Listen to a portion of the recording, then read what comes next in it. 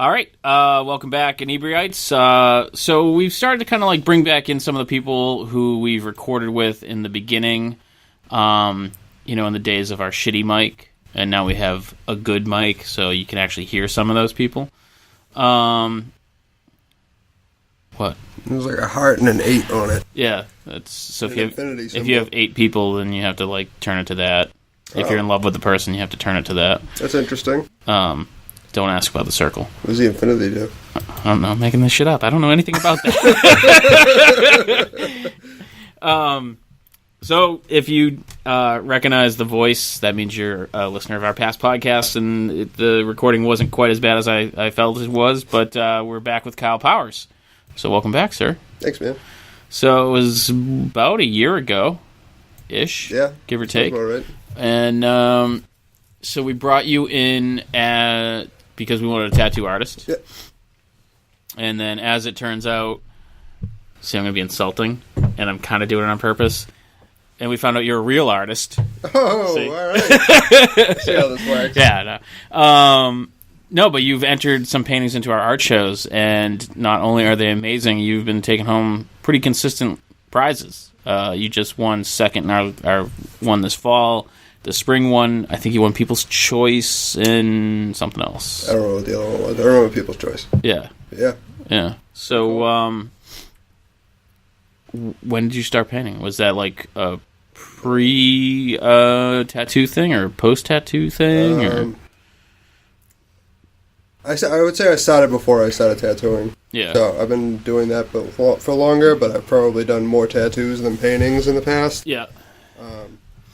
But as I get into tattooing more, I feel like the two are starting to go more hand in hand. Mm-hmm. So one definitely helps me with the other. I used to do more acrylic, and now you do oils now, pretty right? much only oil, and I can't even touch acrylics anymore because I just get frustrated when it dries as I'm brushing with it. So. Right. But yeah, they're both really helpful. I've done a little bit of airbrushing too. It's one thing I like about acrylic is you can do airbrushing it too. Yeah. But yeah, as far as, I started oil painting for the first time when I was in high school, I think. But, I mean, finger painting as you're a kid, so I guess, yeah. I suppose that's true, yeah. I could never get into oil painting. To me, it was just dealing with the turpentine and paint thinner and... I use odorless mineral spirits because it's not as bad. Yeah. I just feel like I could never keep it clean either. I felt like it was instantly dirty, and then everything was muddy. Yeah, some of the guys I've talked to said, well, at least for realistic paintings and tattoos as well, that it can be good to have some of the colors that you are in your wash in your other colors that you don't want to mix together. So right. It'll make them look more connected. Yeah. Unless you're trying to completely separate something in a painting, it's nice to have that element to bring them all. I just felt mine always had a shade of brown. Yeah. So I just got very frustrated by it. But, so you do very photorealistic tattoos is kind of your thing. And the painting you put into our fall show was a black and white painting of a shark that was unbelievably good. Yeah. Could be mistaken for a photograph. Okay. And then the one that you put in this most recent show, was quite a departure from that. Yeah, completely different. Yeah, because I wouldn't even say it was even photorealistic. I mean, it was very stylized, and it was basically a skeleton on the moon drinking a beer as the Earth blew up behind it. Yep. I was really just going to call it Fuck It.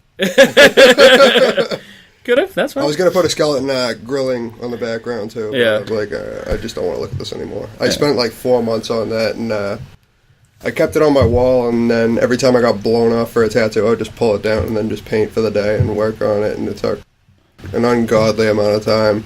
But that kind of opened me up to a new way of doing paintings, and I do pretty much all my paintings this way now is I do them all digitally first. Yeah. When I'm getting my references together. That was actually based off a picture.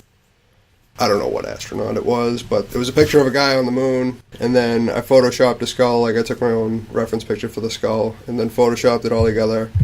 And then once it's in Photoshop, you can actually use a setting called curves, and then you can color it in a way where you can get like what colors are going to be your highlights, what colors are going to be your shadows, and what colors are going to be your midtones, and you can actually see it before you do it. Oh, that's cool. Which is super helpful. Like, oh, yeah. You get to like see what's going to come out instead of doing the trial and error. If I didn't do that, it probably would have taken me 8 months. Right. Oh, that's pretty cool. Yeah. I've done a couple paintings like that since then, and it's extremely helpful. Yeah. I mean, it's amazing, like, how much technology is helpful in ways that you wouldn't really think about it. Like, I know, it's almost cheating. Yeah. Like, you wouldn't be like, oh, Photoshop helps me oil paint, you know? Oh, and you also did a one recently that we actually posted on our the Inebri-art Facebook page, the kind of Kraken with the bottle floating in the foreground and like a ship behind it. That was amazing. Thanks, and man. So that was all digital, right? Yeah, that was all done on Procreate on my iPad. That took a horrendous amount of time, and it's going to be a long time before I do another one of those, because that was like 3 days straight of just not doing anything and being sick as a dog. And trying to find something to do. But that was really cool, because, I don't know, that was like my first time like actually diving into that program. And there's a lot of stuff you can do, there's a lot of stuff you can't do. It's not quite as good as Photoshop, but because it's touch-friendly, it's more worth it for me. Yeah. Anyway, it's just more user-friendly to use. Because you work on your iPad a lot. Yeah, that's pretty much all I do now. Yeah. It's so close to actually using a pencil, and I'm always on the go, I'm always sitting on the couch, so... Right. I don't want to, like, so you're sit at a always desk. on the go sitting on your couch? Well, I'm either sleeping or I'm driving somewhere, or, you know, not next to a desktop. So right. I don't own a laptop anymore, so... But yeah, it's awesome. I do not really like... This is like the first Apple product I've ever bought. Yeah. And I still am like... I know how to use the program on it, but like as far as the thing itself goes, I have no idea how to use it. I've never had an iPhone, so... So you just use that one... That's pretty the much one it, thing, yeah. I bought it specifically for that reason, and that's... And that's the Apple Pen? Yeah. So what specifically is the Apple Pen? It is... Is it just a stylus, or...? Yeah.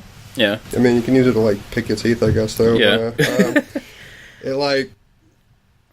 It's really pressure sensitive to the point where, like, if you push straight down on it, you can get, like, the light strokes, and then if you push down hard on it, you can get the dark stroke. But if you, like, tilt it on the side, it's, like, shading with the side of your pencil. So that's kind of cool. There's, like... It's crazy, like, because I was using the Samsung Galaxy Note before that, and that's pretty cool, too, because it has, like, the... It still has a pressure-sensitive stylus, but not quite to that extent. Yeah. And I was always so hesitant with this for so long because you have to recharge it, and that one takes a battery. You have to, the stylus? This one does. You have to, like, pretty much just plug it into the end right there. Oh. And it takes, like, 2 seconds to charge, pretty much to the point of, like, it's just like sharpening a pencil. But oh, that's no big deal. yeah, but it's totally worth it, just in how much more advanced it is. I've used Wacom's, too, and this one seems a little bit more precise. The Wacom technology is a little old at this point, too, so... Do you find it useful in tattooing? Like, do you do sketches before tattoos on that? Yeah, that's pretty much why I bought it. That's why I got into digital art in the first place. One, because there's an undo button. Two, because, you know... And undo is pretty great. Yeah, like, exactly. And that's the thing, is, like, I am fairly hesitant about doing it. To me, it just doesn't feel right. Like, it feels different. I can only explain it. It feels slippery. Like when you're drawing, like there's not any resistance on the. And now going back to paper feels weird for me. Yeah, because I'm so used to it, but undo is pretty great. Yeah. I mean, the only reason I really got into it is because when I'm doing photorealistic tattoos, I mean, they're like I'm pretty much tracing out a photo a lot of the time. So doing the manual version of that kind of sucks. Yeah, you know, you have to like print out the picture from the computer first, and then you trace it out. Figure out where you want all your lines to be, and then trace it again on a piece of stencil paper, and then make the stencil. It's just like such a process. With this, I can just upload the picture right into the program, trace over it on a new layer, get rid of the picture layer, and then print it out, and then I have my stencil to put on somebody. Oh, that sounds like it saves a lot of time. Yeah. 100%. Even with drawing, it saves a bunch of time, too. So, what's the new trend in tattoos? Or is there a new trend? I mean, things are getting more and more realistic and more crazy, like, as time goes on. The equipment's not getting any cheaper. No. And, yeah. don't know. I see a lot more like mandalas and like kind of not tribal, but like Polynesian tribal, like Hawaiian type tribal. Yeah. I see a lot more like Aztec patterns, things you see on girls' leggings and stuff. People are starting to get on them now. Yeah.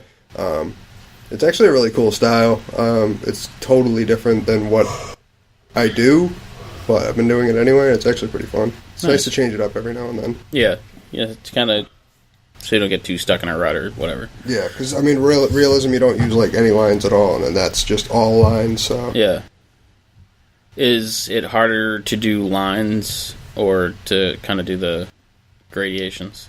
For me? Yeah. I'd say probably either or.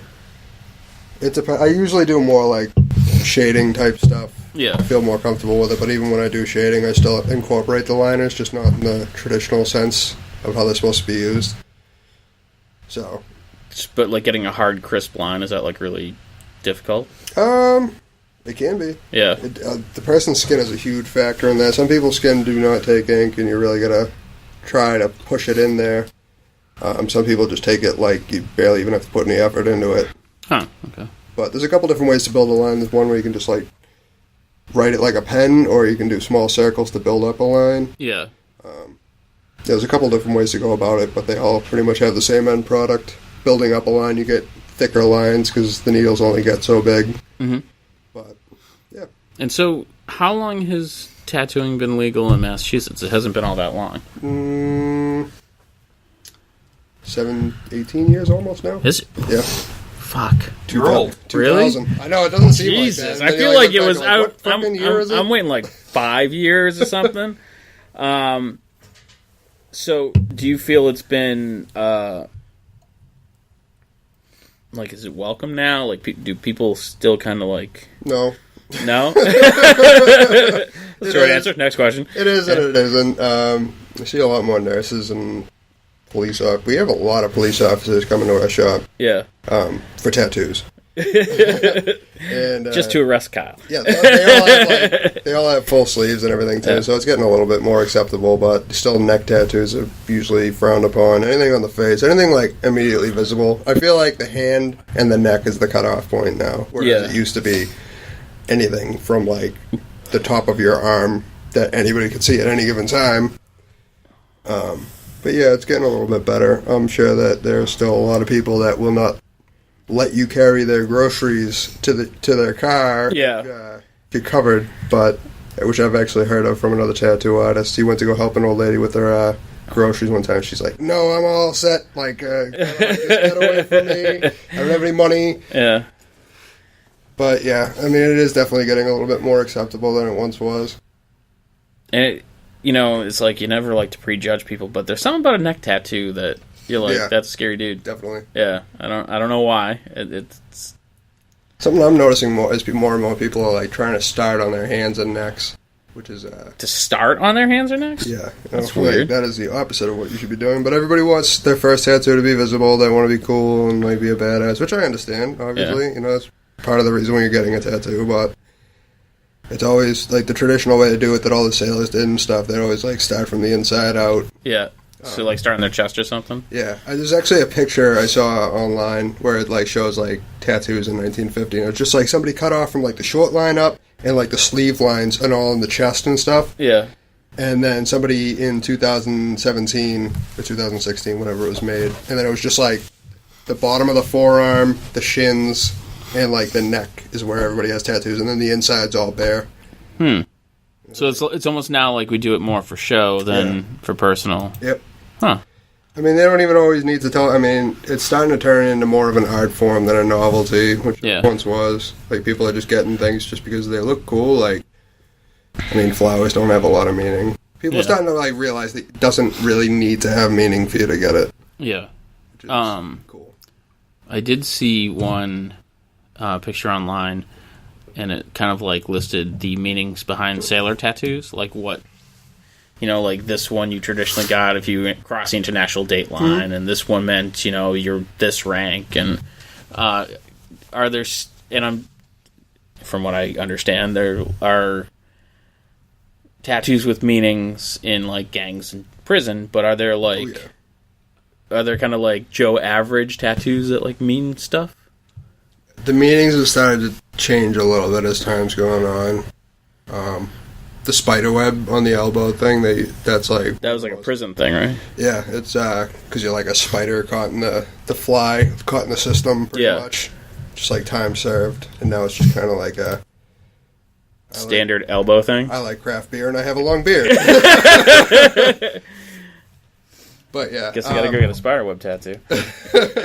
Yeah, but there is... I remember when I first started learning how to tattoo, I had to like read a book of like all the Russian prison tattoos, because that's where most of those originated, was in Russia. Oh, really? Yeah. That's weird. I would never... Like the spider web thing and all that stuff. All the Black Widow, too. I can't remember what the Black Widow means. Something similar to that, though, I think. But yeah, there's a lot of them, and I don't remember nearly any of them. Yeah. So I don't think most people get them for that reason anymore. I've had a couple bikers come in. I don't do gang tattoos of any sort. Like the first shop I worked at was pretty close to a Hells Angels den. Yeah. And I would always just tell them, like, I don't want to do that. Yeah.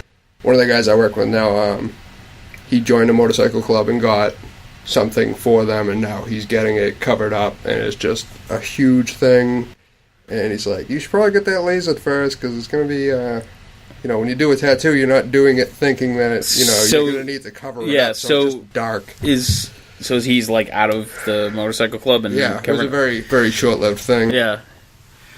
Yeah, but the most cover-ups I do the most often are definitely people's names of boyfriends and husbands and wives that are no longer... It amazes me people still do that. It's putting a curse. Such a bad idea. It really just puts a curse on whatever you have. Like, if you want to end something, get their name tattooed. If you don't, just leave it alone. Like, the only names that I could be like, yeah, to me that makes sense, is like, your kids. That's fine. That's... Kids, family. Yeah, like maybe a parent or something, in memoriam, but... Yeah. I still see people, like, with, it's my girlfriend's name. You're like, well, you're a fucking idiot. If they're not blood relatives, don't put them in your blood. Yeah. Yeah. But do you get a lot of people like asking for, Not their so girlfriend's name anymore? But there are a few cases where I've seen it happen. I've done it a couple times. I usually give people 3 strikes. I'm like, this is a dumb idea. Like, I know. Like, I love when this is a really dumb idea. And they're like, oh, no. Like, They're like, but I love her. And it's like, all right, dude, you're an idiot. Yeah. It's like, let's do it. Now, would you, if that person came back, would you charge them more? Cover up that tattoo? The cover-up's automatically going to cost more anyway, because it has to be like 3 times the size of the original tattoo. Yeah. You can't cover up script to script, so... So you got to like cover it up with some sort of picture. Yeah. Or you can just cross a line through it and do the grocery list method. Oh, man. I want to see the guy try and get a date after he's got like 4. I saw one that was like a guy who had Lauren on his wrist, and then he had his tattoo artist put Ralph over it, and then put the little golfing dude underneath it. That's pretty funny. I was like, wow. Yep. Yeah.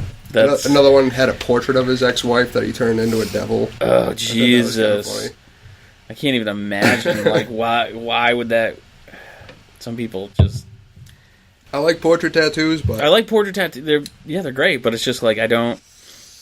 Yeah, definitely not of, like, a wife or something. Yeah. I'm not even going to say a fad, because I've seen it, like, once. But, there's, like, these guys, and they have a football pool, or... fantasy football league or some sort of sports thing that I don't understand. I know where this is going. And the loser has to get like a tattoo that everyone else picks. Yep. And that's a horrible idea. Like, I don't understand why anyone would do that. My cousins actually do that. Really? Yeah. There's usually like some sort of guideline to it. Like, it can't be a dick. Yeah. You get to choose where it goes, and it has to be like the size of the top of a can of Campbell's soup or something like that. Like a small one, not like a giant Justin Bieber head or something. Yeah. I think my cousin last year like ended up getting a unicorn taking a shit or something. It's always something stupid. It's never anything like you would think it would just be a dick, but yeah. It's See, I feel like a unicorn taking a shit was the least funny. Yeah. Some people try to make it more personal, like a sports player that they don't like, make them get like a small little portrait of them. Yeah. Stuff like that, but I could just see someone being like, "No, you're getting your ex-wife's face tattooed on you." That would be ruthless. Yeah, that'd be pretty horrible. Yeah, I mean, just make sure you're getting into it with your friends. Yeah. Because the winner gets to choose, and yeah. But it's funny. It makes a cool story. Yeah, and just remember, you may lose next year. Yeah, exactly. There will be vengeance. Yeah. So something else I've seen is like kids under 18 with tattoos. Is that so? Like legally, is there like a adult guardian sign off that you can be like, no, it's cool? Yeah, they do. Really? Piercings too. My shop doesn't do it just because it's stupid. Nothing you I feel, me personally, I feel like there's nothing you get when you're 16 that you're gonna like when you're older. No, at all. And I don't know, well, I can't really show anybody, but if you can see here, I'm getting this one removed right now. That's why it looks so messed up. The little ram's head? Yeah, it's on my forearm, but when I did it, it was straight, and it pointed straight towards my wrist, and as I got bigger, it just kind of like shifted over to the right. Yeah. So now it's kind of off-centered, and it's in the way of what I'm doing now. So. Yeah. So you like working on a whole sleeve? Is that? Yeah, it's you got like some sort of squid. This is a cover-up too. Oh, that's pretty sweet. Yeah, it's wild. It's still healing right now. But yeah, just trying to go for like all nautical stuff because that's what I dig. But yeah, there was a shark under here. Yeah, you can still kind of see, but that's 2 sessions, and the last one was like 8 hours. That was pretty brutal. But 8 hours of getting jabbed with it. It sucked. Is there like a cutoff? Like, no, you can't do more than this, or usually comes the point where the skin gets so swollen that it just kind of stops taking ink. Yeah, and the person's in agony. I used a little bit of. I cheated. I used some Bactine, which has like lidocaine in it, and I sprayed it on it a couple times towards the end. Usually, like, I would say, like, the longest ones I usually ever do are, like, 6 hours, and that's, like, rare. It's usually more like 3 or 4. Yeah. So how long would a whole sleeve take from start to finish? I mean, obviously, you wouldn't do it in one sitting. But... I don't know. I'm not even done with, like, a quarter of it right now. Yeah. It took probably about 14 to 15 hours so far. Wow. So it's... It depends on what you're getting. Yeah, I suppose that's true. Yeah. People always ask me, like, oh, like, how much for a sleeve? I'm like, what do you want? I don't know, something in color. I'm like, okay. Well, I have no idea. I can honestly, quoting stuff is, like, the hardest part of the job. Because, like, you know, somebody doesn't want to pay for something if they can't afford it, but you can't tell them how much it costs until you know what they want. And right. There's a ton of variables. Every ballpark we give is a ballpark. Like, so... direct variable. Do you give them like a quote as like, okay, so it's gonna be around like $200 for whatever tattoo it is gonna be? Yeah. And then do you like charge them that $200, or do you go like, oh, it took like half an hour longer, so now it's $250, or like how do you? I usually tell them like it's probably gonna be around $200, but it could be more, it could be less, and then like during the tattoo. Or I'll ask them when they come in if they have like a budget for the day, if it's like a big piece that is gonna take multiple sessions anyway. And then we can kind of divide it that way. So you kind of like... So I'm not like installments. People and make people... Yeah, and I'm not out to like try and take people's money. I tell them to think of it more as like a car payment or something you chip away at slowly. It's not something you're going to get all done in one day. And so now do you try to kind of do it so it looks finished each time? Yeah, I usually go in with like all the blacks and stuff. It'll look somewhat finished. Yeah. You'll be able to tell what it is. Because like once the stencil's on, you usually want to try to get, you know, the stencil in before it disappears. Because you want to try and line it up again. Yeah, trying to line it up again is a battle that I try not to fight. Yeah. Because that's just way too much time. You got to make sure they're in the exact same position they were when you put the stencil on the first time. To make sure every part lines up, because it could be like matched up on one end of the paper but not the other. Yeah. And a lot of the times with that stuff, I usually do the stuff that's like really linear and circular. Like if I was doing a pocket watch with like some swirls or beads around it, I would focus on the pocket watch first, and then just say hell with the beads, and then I'll probably just draw them on next time with a Sharpie instead of doing a stencil. Just draw them like right on, and that's not gonna, I don't know, cause infection or whatever. It's just alcohol, so yeah, it's just like we put alcohol in the skin first anyway. but it's not really any more dangerous than the pigment we're putting in the skin. And it doesn't even necessarily go in the skin, because if you line out with the stencil paper, the stencil paper should go in your skin theoretically, but doesn't really. And that's some sort of ink anyways, right? Yeah. I don't know exactly what it is. It's Thermofax paper, whatever they use, is purple. So if you do like a red outline over a purple stencil, it doesn't really like dilute the red with purple. So yeah. If it's on top of the skin, it's usually good. But if it's on the needle, then it'll go in. Huh. It's interesting. Mm-hmm. Have you ever had anyone just where you've entirely hand-drawn a tattoo on them? Mm-hmm. I'm doing a nautical sleeve on one of my friends right now that I drew. It was like a shark fighting an octopus.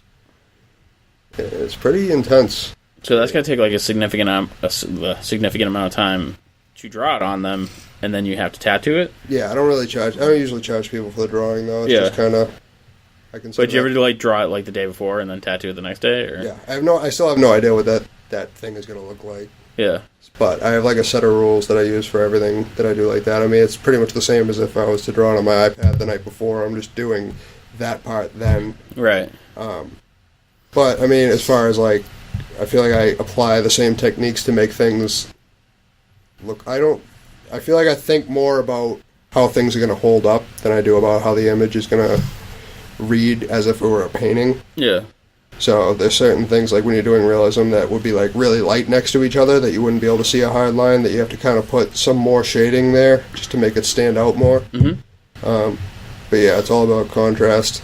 Like everything has to be perfect. And when you're doing a color tattoo, it has to look good in black and white and all that jazz. So like, what's the worst place to tattoo somebody? For me or them? Either. Or both. Start with you. Which is the part where you're like, fuck, I don't want to have to tattoo this dude's ass or whatever. There's a lot. I would say probably number one, the throat and the neck. Yeah. Don't like doing.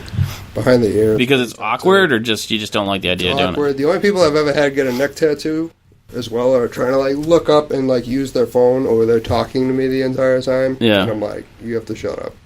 There's no way I can do this without like. Oh yeah, I didn't even think of that, because I'm like, Adam's apple is moving. Yeah, I'm like, do you find it distracting when they're talking to you? But I didn't think, because all the muscles are moving and whatnot. Yeah, so that's like, that I don't do face tattoos. Pretty much any area that's painful for them is painful for me too, because that means that I have to pay more attention to them being comfortable. Yeah. And less on what's going on them, which can be tough. But, that's why I have Bactine with lidocaine in it and all that jazz to kind of help people through it. But the ribs usually suck. Behind the knee, the elbow, inside the elbow, all those areas. And the armpit is pretty excruciating, as I found out the other day. Yeah. Like that. Any area you think you might be ticklish on is pretty much going to suck. Yeah. But any area that's like seeing all the sun, that's good. Walk out a lot? Be like, fuck this. I've had to cut the session short a couple of times, but they just come back in smaller increments. But it's pretty frequent, especially, and I'm like expecting it on those spots. Yeah, because it is pretty horrendous. Like the chest, the sternum, like the center of the chest was probably my least favorite spot that I've ever gotten done. Yeah, and it was awful. So you hear a lot that women's pain tolerance is a lot higher. Do you find that to be true? Are men big sissies? I got some tough dudes that come in, but no. Yeah, I always thought it would be the other way around, but I got some tough chicks that come and get tattooed that are just like don't feel a thing. So maybe that's just because of just naturally because they give birth, right? They're a little bit stronger, but yeah, the only person I ever had like tap out and never come back was a guy. And he's like, I feel lightheaded. Like, as soon as I touched the needle to his skin, I was like, oh my god. It was a huge piece, too. It was probably like 12 by 12. As soon as you touched the needle to his... Was it his first tattoo? He had, like, a stick and poke on his knuckles, but... Hit a what? Like a stick and poke tattoo, like, done with, like, a needle. Oh, I'm like, what the hell is stick and poke? India ink. Yeah. But yeah, so I fed him some Jolly Ranchers. and tried to get his blood sugar back up, and like just tried to power through it. We took about 900 cigarette breaks. We were just doing the outline. Like, it should have taken an hour. I think it took about 4. Yeah. He's like, I don't think I can do the rest of it. I was like, we're gonna do this, man. We're gonna make it through this. And I mean, it wasn't that complicated of a piece anyway, but it was tough because every time I touched the needle to his skin, he'd jerk his shoulder back, and it was like at the top of his shoulder. Jeez, yeah. Yeah, so I was like death gripping his shoulder, trying to hold him still, and try to go over. Which I'm sure isn't super comfortable for you to be like vice gripping his shoulder the whole time. No, I was like, working. I'm going home. After that, I was done. I was like, oh yeah, I've had enough. But, so you work in Middleborough. Mm-hmm. What place do you work at? Pushing Ink. Pushing Ink. Is that the same place you've always worked at, or have you kind of moved around a little bit? I worked at another place in Bourne before that. I don't know if it's still there or not. But yeah, I've been at Pushing Ink for about 2 years now. Do most places kind of have the same policies and whatnot, or is it like really each one for the most part? As far as like us getting paid, like we make a certain percentage and the shop makes a certain percentage. Yeah. There's another way that some shops do it where you just rent out the chair for the month, so it's pretty much just like paying rent, and then you just do whatever you want. And if you don't make money, it's your problem. Yep. Yeah. And you still have to pay your rent or you're out. So, but either way, I mean, most shops do keep it the same. There's like little things like the 16-year-old parental consent thing. Some shops don't do, like we don't do it, but there's other shops that do. Yeah. The laws are different in every town, and that's probably the struggle of Massachusetts, because most other states just have like a state license. Yeah. But Massachusetts decided to go through every town, so every time you switch shops, you have to bring all your past certifications from different towns and then reapply for a new license. Get like recertified. Yeah. It's just, they didn't need to make their money off you, so. Yeah. Do you, like, someday down the line, is there ever going to be like a Kyle's Tattoo Emporium? I don't know. Who knows? I'm like... Or are you just happy just doing your... Because, I mean, it's one of those that I feel like a lot of people are like, oh, that'd be cool. And then you're like, well, I don't get to tattoos much because I'm doing all the, Yeah, exactly. That's bill like... paying and... I'm not... I mean, like I said to you last night, I'm not an organized person at all. So when it comes to that type of stuff, like, even, like, just filling out the bottom half of the paperwork every day... Yeah. I'm just, like... dreading it. I don't know. I hate paperwork. Maybe someday in the future, I'll become more mature and want to do something like that. But in the meantime, like, there's still so much I need to learn about what I'm doing, and I'm still learning like new stuff every day. So I feel like once I've hit the point of plateauing, but pretty much I just want to like focus more on tattooing for the time being. That's more important. So we talked a while back, not that long ago. And you're working on a painting with another dude. Mm-hmm.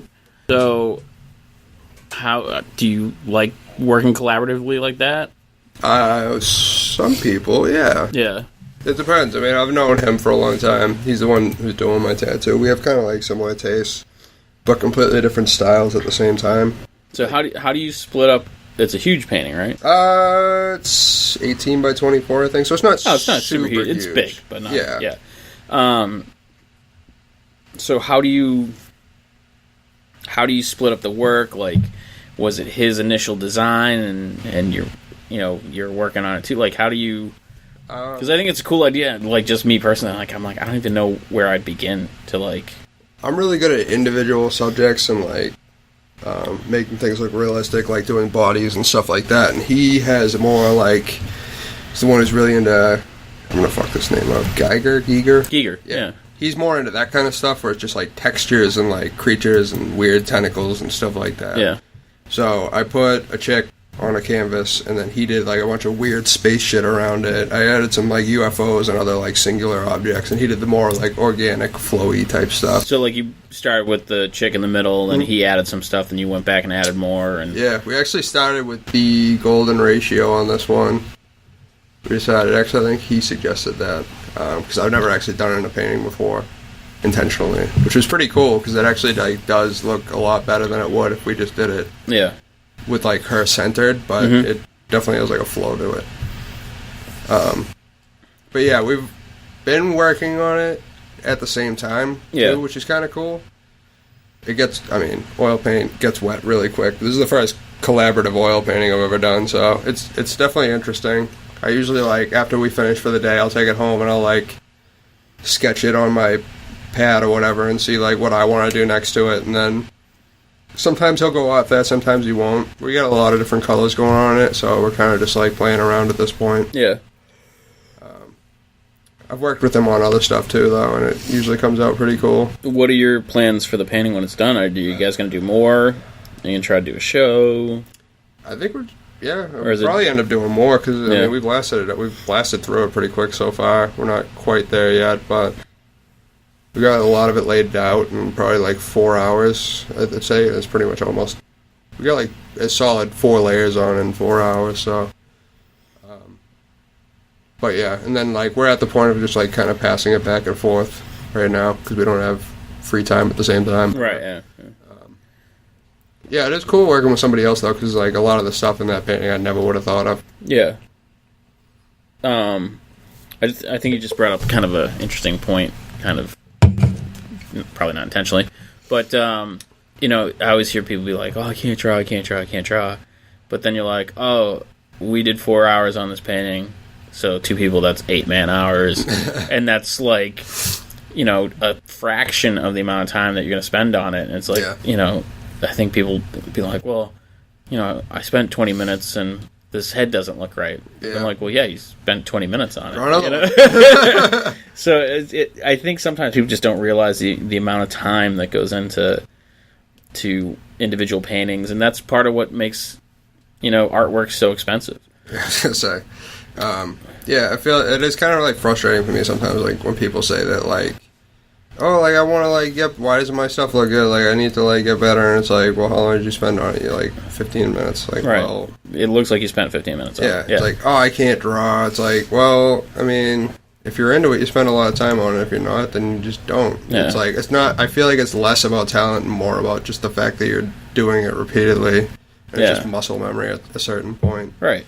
And, like, so many times I've been drawing something and it doesn't look quite right, or, you know, my faces all look a particular way, and then you pick up on, like, a tip or just, like, a facial structure thing that you never realized before, and someone points it out and goes, oh, hey, this is where that crease starts and begins on your face, not where you have it, and you're like, oh, shit, yeah, you're right. Yeah. And then from that point on, all your faces look better.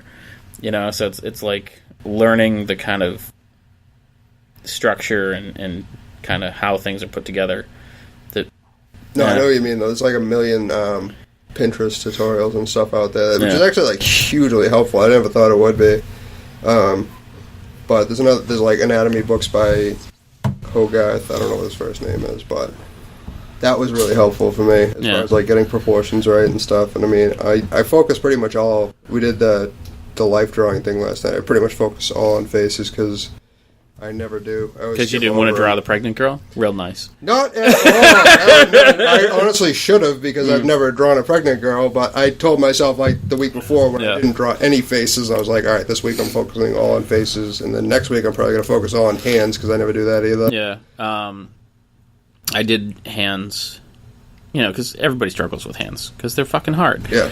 And just on that same idea is I was reading a whole thing about drawing hands, and it's like, you know, the thumb is almost like a chicken leg, like a drumstick, you know, with the meaty part being kind of the palm of your hand, and from that point on, like, my hands got noticeably better, because, like, it gave me a new way to think of it. And so people, like you're saying, are like, oh, I can't draw. It's like, well, you haven't really tried, you know, you don't just sit down and draw perfectly the first time. Yeah, you can't make a finished drawing with one line.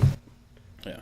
I remember, I mean, until I, like, really started breaking down the shapes of, like, the anatomy, and, like, that Hogarth anatomy book really helped me out, but, like, the palm of your hand is like a square, the thumb is like its own cylinder, and then there's 4 other cylinders. Actually, there's 12 other cylinders that go into it. Space in between them. Yeah. You know, they don't go down to a point at your hand. Like, there's, like, almost like a negative finger in between your fingers. Yeah, pretty much. I never even thought about it like that, but yeah, I guess that's true. Because, I mean, like, you see a lot of, like, younger people drawing, or people that, haven't really worked at it, and you see the way they draw the hand, and you're like, no, it doesn't come down to a V. Yeah. It comes down to there's a little space there. Yeah. So obviously you would recommend anatomy books and whatnot to people getting into drawing. Yeah. What would you recommend for someone getting into oil painting? A gas mask. Good ventilation. Definitely. Yeah. I don't really notice it anymore, but yeah, it's definitely a toxic thing. We did a paint night at the shop recently, and all 4 of us are doing oil painting, and I'm just sitting in the corner this place fucking reeks. Holy shit. All using odorless mineral spirits too, and it still smelled. Yeah, I remember there was I can't remember what class it was when I was in school, and I think it was 2D design, so we're using a lot of cut paper and images from magazines, and it was really just working on your composition and stuff like that. And so we're using all sorts of spray adhesives and lacquers and all. And it was raining like a bitch out, so we had the windows cracked open. It was the most fun we ever had in class. And then afterwards, everyone's like, "My fucking head is killing me." Then you're like, "Oh yeah, we're all really high." I remember doing that spray painting with my buddies in my basement. Yeah, growing up, we always took a piece of plywood and sprayed the crap out of it. I spent an entire day making a stencil, and then just spray painting everything, and then just being like, "Whoa!" I don't know if I can make it to the stairs. Yeah, I'm just gonna sit on the couch. It's when you see those warnings, they're not screwing around. No, definitely not. And especially if it's something that you do a lot, and oil paint is a good example because a lot of the pigments are heavy metals. Yep. And tattoo ink is too. Tattoo ink, really? Mm-hmm. That's not good. No, it's not. Maybe not to the extent that is in oil paints, but that was something I had to learn about when I started tattooing. There's a health department course on it. Yeah. You learn about reds and yellows and how they're the most toxic. And no shit. I just always assumed it was non-toxic. I mean, it's not going to kill you. It's probably trace amounts now, but in older times, back in the day. Yeah, it was more concentrated. But red is more prone to, contact dermatitis? So it can just turn into a hive at any given point. And yellow is photosensitive, which means it can turn into a hive if it's in the sunlight. No shit. Yeah. Huh. Weird stuff. But they're also the 2 quickest colors to fade. Yeah. So. But oil paint has titanium and right. I had a painting instructor in school that always wore rubber gloves. I mean, do you kind of worry about that, or probably should have? Now that you mention it, back on it, yeah, I don't know. I mean, then you have the complete opposite. Like Van Gogh used to wash his brushes out in his mouth, and yeah, that ended. Huh? That ended real well. Well, yeah, right. I mean, it's one of those. Was he crazy before or because? Yes. Yeah. Yeah, I'll go with that one. I don't know. I would say for anybody starting out with oil paints, the most important thing is to be patient with it and know when to step back from it. Because it comes a point where everything's some people do the wet on wet thing, that's Bob Ross's style, where you just keep thinning out the paint and then layering it over the top. And you can do that, but most oil painting doesn't work that way. So I start out with a turpentine layer and start out with my darkest color, and then just wash it in with turpentine and get the basic shapes in there. Let that dry, because that only takes 15 minutes. And then slowly build your way up. Then add your zinc white, because titanium white never dries. And then kind of blend them together. And then after that, just leave it for the night. Yeah. And then you can go back to it the next day, where it's still kind of you can push it around, but it's not fully cured yet. Right. And then you can glaze over it and stuff if you want to change the colors. Yeah. But yeah, that's part of the thing I like about it, is you can do so much glazing and stuff. You can use different mediums. There's mediums that you can add to it to make it dry quicker too.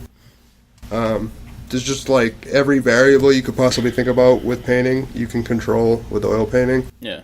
it just takes a long time to figure out, and I still haven't figured it all out yet. And the one thing I would personally recommend is don't put your turpentine in the same container you drink out of. Nope. Because I've heard so many horror stories of people being like, yeah, I drank turpentine the other day. That sucked a lot. My liver is on fire. Yeah. So it's easily can happen, you know, but... It can. Yeah.